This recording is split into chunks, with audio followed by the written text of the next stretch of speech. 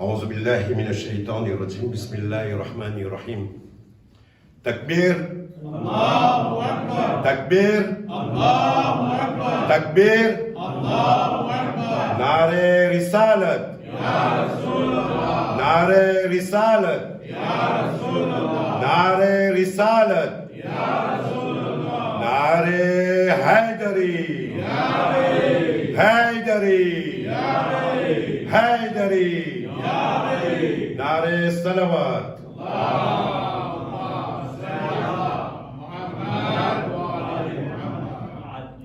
Ce n'est pas la quantité qui compte, mais la qualité. Mes chers frères, mes chères sœurs, j'ai eu cet honneur ce soir de vous faire un petit bayan, on va dire, sur le saint prophète Hazrat Muhammad sallallahu alayhi wa sallam.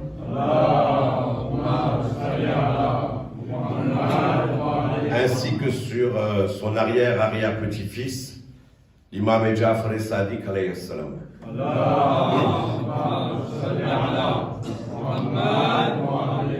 Mais avant de commencer mes propos, permettez-moi aujourd'hui d'interroger nos plus jeunes.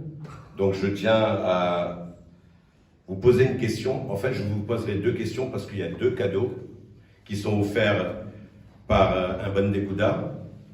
Donc celui qui va répondre correctement va partir avec le premier cadeau. La première question, qui peut me dire quel est le lieu de naissance de notre prophète Mohammed sallallahu alayhi wa sallam? On va prendre le plus jeune. D'accord? Non, c'est pas la bonne réponse. Bismillah. Attends, Ah, ben, moi, je suis le Trizan, tu m'as dit. Allez, vas-y. Hassan.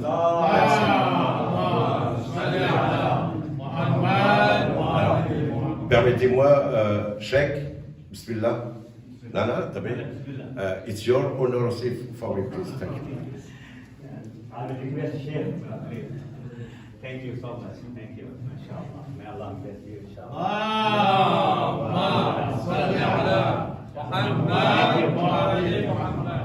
Hassan, c'est très bien. La deuxième question, écoutez bien, celle-là, elle n'est pas compliquée. Elle est encore plus facile que la première. Quel est l'endroit ou le lieu dans lequel le saint prophète aimait passer son temps? Je peux juste vous donner un indice, ça se trouve près de Mecca. Bismillah. Hassan.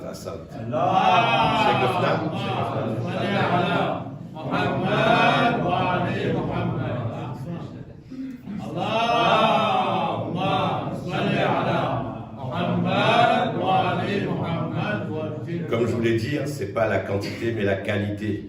C'est très bien les enfants, il faut continuer, il faut apprendre, surtout se donner beaucoup de temps et donner du temps, mes chers frères et sœurs, à vos enfants pour qu'ils viennent encore plus souvent au madrasa. Hassan.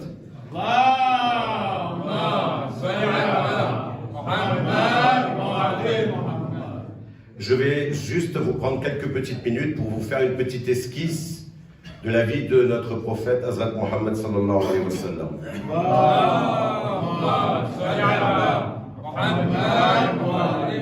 Muhammad, fils de Abdullah et de la dame Amina bint Wahab, est né à la Mecque le vendredi, le 17 Rabiul Awal de l'année 570 de l'Hégire, au lever du soleil.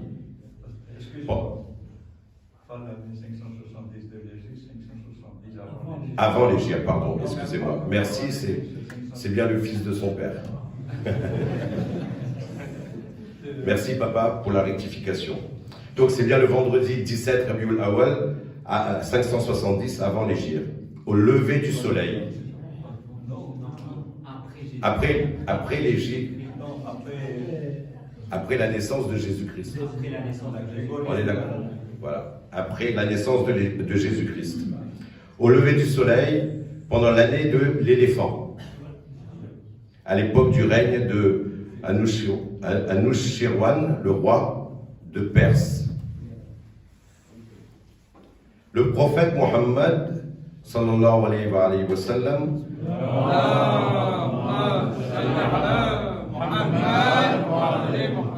donc l'habitude de passer beaucoup de son temps paisiblement et seul dans la grotte de Hira, à l'extérieur de la Mecque.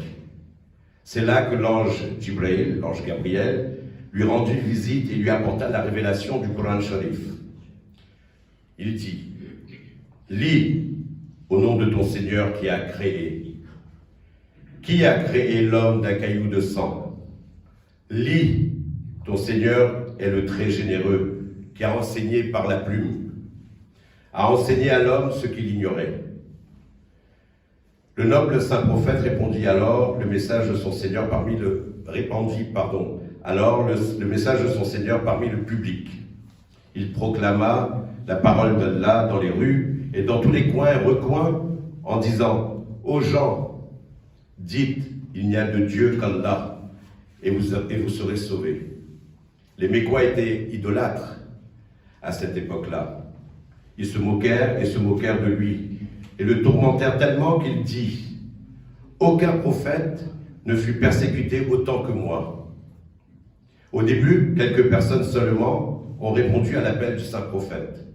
Parmi elles, il y avait Kachidat el-Kubra, et bien sûr l'imam Ali alayhi salam, l'imam Ali ibn Abu Talib.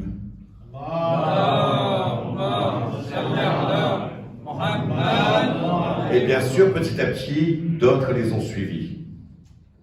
Les idolâtres intensifièrent leur persécution vers le noble saint prophète, et celui-ci fut contraint d'émigrer à Médine. Cette émigration, le hijra, marque le début du calendrier islamique qui est compté en années après le hijra ou hégire ou après l'hégire. À Médina, le noble prophète a connu un succès immédiat et beaucoup de gens ont embrassé alors l'islam, lentement mais sûrement. L'islam a commencé à se répandre et à se renforcer jusqu'à qu'il fût répandu dans une vaste partie du monde, apportant avec lui son unité et ses affinités culturelles et en enterrant les cultures et les systèmes existants. À Médina, le noble prophète fut contraint de se défendre contre les attaques des idolâtres, des juifs et des chrétiens. Cependant, celui-ci persista dans son attitude miséricordieuse, pacifique et gentille. Son attitude aimable contribua à limiter le nombre de morts dans les guerres. Vous savez qu'à cette époque-là, il y a eu beaucoup de guerres. Et on en compte 1400 qui ont été tués dans les deux clans, des deux côtés. Depuis le temps où le noble prophète a reçu l'ordre de proclamer sa mission jusqu'au moment de sa mort, le Coran lui fut révélé par parties et en différentes occasions. Il fut achevé en tant que livre en 23 ans. Le saint prophète avait l'habitude de guider les musulmans aussi bien dans la religion que dans les affaires temporelles. Il leur enseigna le Coran et la sagesse et leur montra les règles du culte, les relations sociales, les affaires politiques et d'autres questions semblables. La religion étant parfaite dans tous ses aspects, Allah subhanahu wa ta'ala révéla alors ce verset. Aujourd'hui, j'ai rendu votre religion parfaite. J'ai parachevé ma grâce sur vous. Et j'agrée l'islam comme étant votre religion. Tiré du Saint-Coran. Ce qui est exceptionnel, c'est que nous sommes dans la religion islamique. Nous avons un prophète qui s'appelle Hazrat Muhammad sallallahu alayhi wa sallam.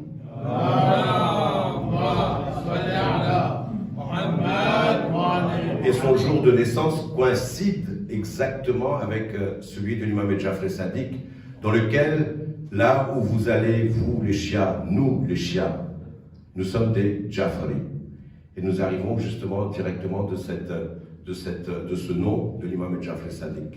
Et ce qui est exceptionnel et qui me donne cette opportunité pour vous parler de notre sixième imam, l'imam Jafar Sadiq.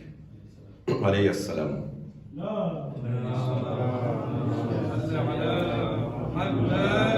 Alors le sixième imam Jafar Sadiq alayhi salam, est né le vendredi 17 Rabiul Awal en l'an 83 de l'Hégire. Son célèbre titre était Al-Sadiq, le véridique. Il a été élevé par son grand-père, l'imam Zainul Abidin alayhi salam.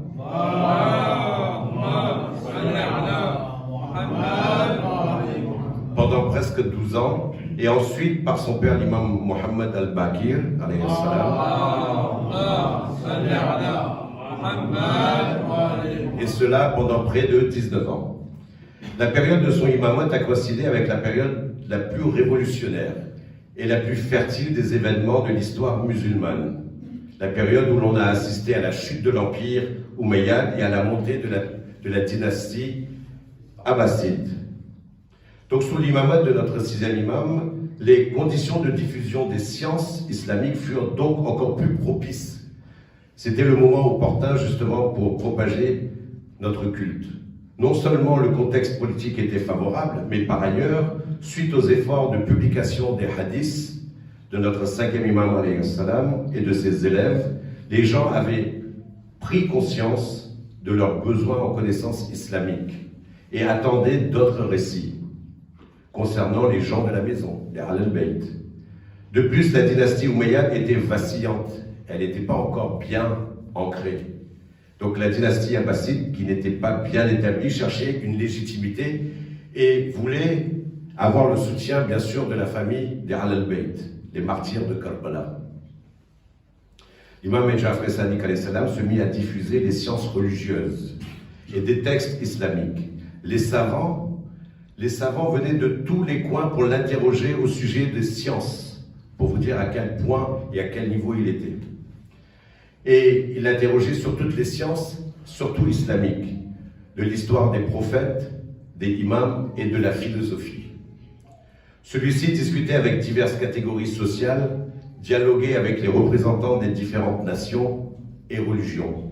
Les enfants, il faut savoir qu'aujourd'hui, vous écoutez sur les vous entendez, vous regardez les télés, les radios, vous voyez tout ce qui se passe dans le monde avec cette science politique. Et bien cela existait déjà du temps de l'imam Ja'far Sadiq. C'est pour ça qu'il n'y a rien de nouveau.